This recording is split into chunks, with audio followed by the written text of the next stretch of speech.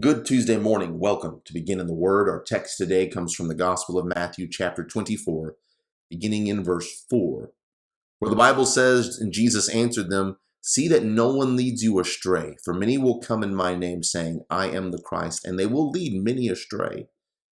And you will hear of wars and rumors of wars. See that you are not alarmed, for this must take place, but the end is not yet. For nation will rise against nation and kingdom against kingdom, and there will be famines and earthquakes in various places. All these are but the beginning of the birth pains. Then they will deliver you up to tribulation and put you to death, and you will be hated by all nations for my name's sake. And then many will fall away and betray one another and hate one another. And many false prophets will arise and lead many astray. And because lawlessness will be increased, the love of many will grow cold. But the one who endures to the end will be saved. And this gospel of the kingdom will be proclaimed throughout the whole world as a testimony to all nations, and then the end will come." We're getting into the meat of Matthew chapter 24, and we have to remember the question the disciples asked Jesus. Speaking of the buildings of the temple, Jesus says it's all coming down, and the disciples ask him, "When will these things be, and what will be the sign of your coming and of the end of the age?" That's their question. And we remember how in their mind, they understood that all to be one big ball. They didn't understand how those things might be separated. They thought this was all going to come to pass, and then that would be the end. And Jesus is untangling that question in his answer in verses 4 through 14. But before we jump into this text, it's valuable for us to see how many people have interpreted this text over the years. We can't pretend that we're reading Matthew 24 without the backdrop of all the many voices saying, well, it means this, and no, it means that. There's all kinds of different views on this, and so I think it's helpful for us to put all of that in perspective before we jump in. There are those who say that Matthew 24 is all in the future. So shortly after Jesus speaks these words, he's crucified and he's raised, and we're living out somewhere over here. This is you and me, to pardon my drawing. So this is me. I'm living in the year 2020, and everything that Jesus says is going to happen out here in the future. And this view typically says that Jesus will return in some secret return, followed by a period of time called the Great Tribulation, and that all of the hardships that we just read about in verse 4 and following, that's talking about the Great Tribulation out here into the future. Well, what about the destruction of the temple in the year 70? Well, they would say Jesus spoke about that in verse 2, and he doesn't really speak about it again. So Jesus isn't talking about that in Matthew 24. Everything Jesus says is out here in the future. And this view is called dispensational premillennialism. Now, that's not going to be on the Friday quiz. You don't need to remember that. But if you hear people talk about that, that's what they're talking about. This view that all of this is going to take place in the future. On the other extreme, there are some who say that everything Jesus describes takes place in the past. So Jesus is crucified and raised just days after he speaks these words that we just read. I'm living out here in the year 2020. And I'm wondering, Jesus, when will all of these things take place? And there are some who say everything that Jesus describes is fulfilled by the year 70 AD or thereabout. All of the Great Tribulation is just in the build-up to the year 70. And then the language of the return and the coming of the Son of Man, that's here symbolic of what's going to happen when the Roman armies destroy Jerusalem and the temple about 40 years after Jesus speaks these words. And so it's all in the past. And so I got to look backwards to see any meaning here. There's nothing that Jesus says that's out in the future. And finally, there's the view that we'll be taking here as we study the text, is that it's a mixture of both. Remember, they were asking this question that was confused. It was combining the coming of the Son of Man with the destruction of the temple and of the end of the age. And Jesus is untangling that. So naturally, as he does that, he's going to be speaking about some things that relate to the destruction of the temple. In fact, the heart of the text really is about the destruction of the temple. But also, as I look at it in the year 2020, there are things that Jesus says that is typical of the entire Christian age, that is, the period from his death and resurrection all the way throughout time, even to me. And yes, indeed, even into the future, where he says one day he will come in a very public and obvious return. And that's the view that I believe the Bible that Jesus intends and that the Bible teaches, and that's what we'll be stepping through today. Some of the weaknesses of these views. What about the view that it's all in the future? Well, Jesus says very clearly in Matthew chapter 24, verse 34, that everything that he's describing will be fulfilled in this generation. That is to say, the people alive in Jesus' day are going to see significant portions of what he's talking about fulfilled. And if it's all in the future, then that can't be the case. Chapter 24, verse 34 has to mean something. Now, what about those who say it's all in the past? Well, they can deal with verse 34 very neatly because it all takes place in the lifetime of the audience of Jesus. But the weakness of this view is twofold. One, there is language that Jesus uses that clearly in other passages refers to the second coming. For instance, take verse 31 of chapter 24 and put it side by side, Matthew 13 and 41, where it's clearly talking about the second coming. And several other passages in the New Testament, not just in the words of Jesus, but even in the words of the apostles. But secondly, there is a major theme going on in Matthew 24, and we'll point this out as we hop back to the text. And that theme is of delay, that the Son of Man's coming would be delayed. He refers to it in all three parables he tells at the conclusion of this Olivet discourse. Matthew 24 and 25 is all one speech, and within it, Jesus on multiple occasions mentions the delay of the Son of Man. That is to say, yes, there is a big tribulation coming in the lifetime of the apostles. And they asked, after all, when will these things be? And that's going to be within your lifetime. And there's many symbols that will, many events that will precipitate that will come before it. But there will be a delay before the coming of the Son of Man. And if everything Jesus describes is fulfilled by the year 70, the language of delay that is so prominent in this text almost seems meaningless. And so I think we'll see all that come together quite neatly as we look at the text. Now back to our text. Matthew 24, beginning in verse 4. Jesus starts by saying, see that no one leads you astray. Many will come in my name saying that I am the Christ. Now remember, their question contained the question, when will these things be and what will be the sign of your coming?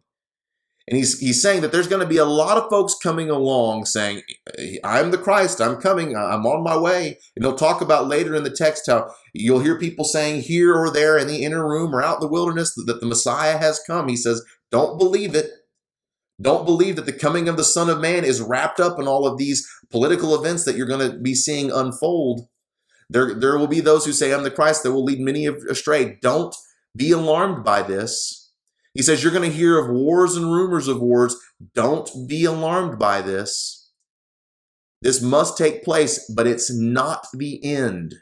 This is the first place where Jesus starts to untangle the ball of yarn that makes up the question the disciples asked. When will these things be? And when will the coming of the Son of Man be? And what will be the sign of the end? He says, yeah, there's going to be signs. There's going to be people coming saying that I am the Christ. Don't be alarmed. It's not the end. The end is not yet. He's going to teach that the end will be delayed. We'll jump into that in just a minute. He says, yeah, nation will rise against nation, kingdom against kingdom. There will be famines and earthquakes. These are just the beginning, not the end, but the beginning of birth pains. Now, what's Jesus saying here in these verses 4 through 8? There are some that say that this is the future great tribulation. We've talked about that Jesus says that this will be fulfilled within the generation alive, so it can't be that. There are some who say that verses 4 through 14 are simply describing all of the events building up and leading up to the destruction of the temple in the year 70. Remember that temple, we've looked at the picture, the model of it. That temple was going to be destroyed by the Roman armies in the year 70. That's almost 2,000 years ago. And there are some who would say, well, these are just the signs that are going to occur up until the temple is destroyed. I don't think that's the case. I believe what's going on here is Jesus is describing the way that the Christian age will be, and he tells us don't be alarmed and don't be concerned when we see these things because these are just the beginning of birth pains. These are the things that must take place. Don't, every time you hear that there's a war or a rumor of war or that there's a famine or an earthquake, don't grab the newspaper and circle it and try to stitch the timeline together because this is not the end. He's talking here about the end. The ultimate end, not just this tribulation of the destruction of the temple, which he'll start talking about in verse 15. But right now he is saying, don't get, hold your horses a little bit. Don't get too worked up. Don't be alarmed, because all of these tribulations, all these things you are seeing, they are but the beginning of birth pains. And let me ask you this. If everything Jesus says in verse 4 and following is just to give the Christians a hint of what's going to go on in the years coming up, building up to the destruction of Jerusalem, what does Jesus say in these verses that is not yet still true today? There are many people who are leading those astray, saying that they are God's anointed. There are many wars. We just heard today from a friend of ours who lives in Armenia that there's a military skirmish going on among on one of their borders. We hear it all the time, wars and rumors of wars. Nations are rising against nations. Just a few years ago, Russia invaded the Ukraine, kingdom against kingdom, famines, earthquakes, tsunamis, fires, tornadoes. All of these things are happening. Many are falling away. Many are betraying one another. The love of many has grown cold. This is happening today. It happened then. Jesus is not giving them a roadmap of all the things that are going to happen in a certain order, either before the end of time or either before the destruction of Jerusalem in the year 70. He is saying there is a period of tribulation that comes upon the church. It is going to be normative for the church age, the Christian age, before the coming of the end. These are the beginning of birth pains. It's not the end. All these things you're seeing around, all this political dynamic going on, this is just the beginning. It's going to continue. The Son of Man will be delayed. The destruction of Jerusalem is not the end. What you're seeing in and around all of this is the beginning. And he says it ultimately builds up to this. The gospel of the kingdom will be proclaimed throughout the whole world.